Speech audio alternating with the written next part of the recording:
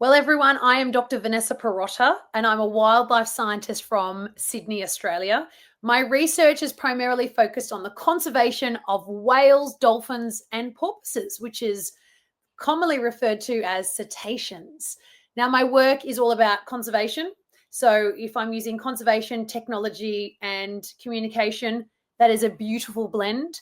My work has focused on using innovative tools like creating world first drones to collect whale snot, citizen science document the recovery of whales, as well as working with First Nation knowledge holders to document the occurrence of marine mammals in our blue backyard.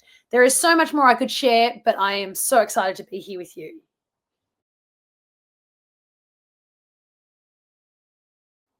The Brutus whale is a really long baleen whale, which means they have no teeth at all.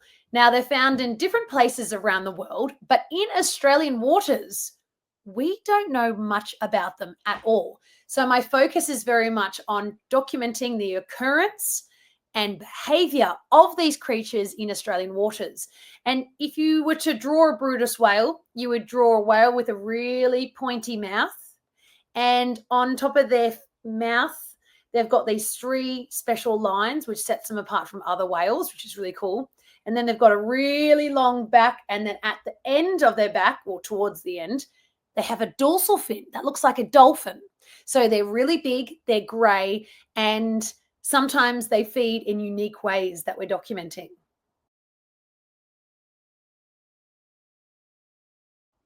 It's very appropriate that the research my team and I are doing are documenting Brutus whales doing something that's very Australian. Well, this is anthropomorphizing, but surfing whales. That's right. Think of a really big whale like the Brutus whale, 16 meters in length, and hanging out in shallow waters, less than 10 meters of depth. And these animals are simply hanging out in the surf, within it, behind it, sometimes even riding waves to catch some food. Now, these creatures eat fish as well as krill, but we have been observing them in along the East Australian coast of Australia through citizen science. That's right, non-scientists, but people who have drones, photos, cameras rather, taking observations and then sharing it on social media where we as scientists can go, oh, I've not seen this before. Perhaps this is something that the Brutus whales in Australia are doing. Are other whales around the world doing similar things? Because we know Brutus whales feed in unique ways in different parts of the world.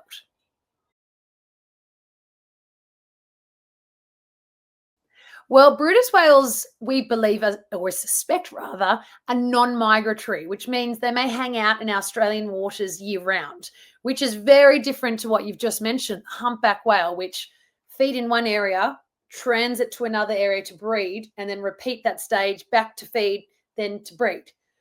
And what we're also documenting here in Australia is that sometimes humpback whales on their way back to feed are in fact feeding in Australian waters.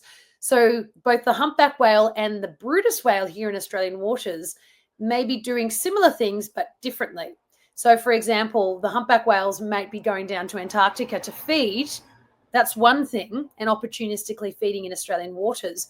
But the Brutus whale might not they probably don't rather undertake that migration and may stay in warm waters year round where they both feed and breed, which gives them the name the tropical baleen whale.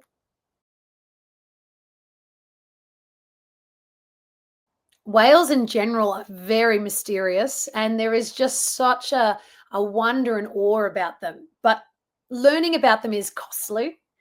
It's tricky because they live underwater and they're not at the surface the entire time, and they go where they want when. So they don't recognize international borders or boundaries. They can swim where they want. So it's a bit tricky for us as scientists to go out and learn about them, to invest all our time working out when are we going to see them, and then we might not even see them. So the challenge really is relying on other people to opportunistically sight things and see things when we as scientists are behind our desk communicating to you all right now about the need to learn more about creatures like the Brutus whale. So it's very much citizen scientists through the use of social media who might see things and show the world. But it's very important as well to remember that no matter where you are, make sure you keep your distance from whales to keep them safe. And in certain parts of the world, like here in Australia, we have rules and regulations to ensure that whales are safe, but also you are safe. So thinking about the distance you keep from a whale, both on the water and from the air via drone, to just make sure that these animals are safe.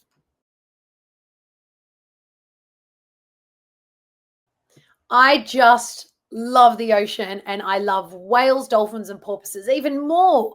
So it is purely my passion, which has led me to do the things that I love. And I hope that you're watching this, you're passionate about something as well.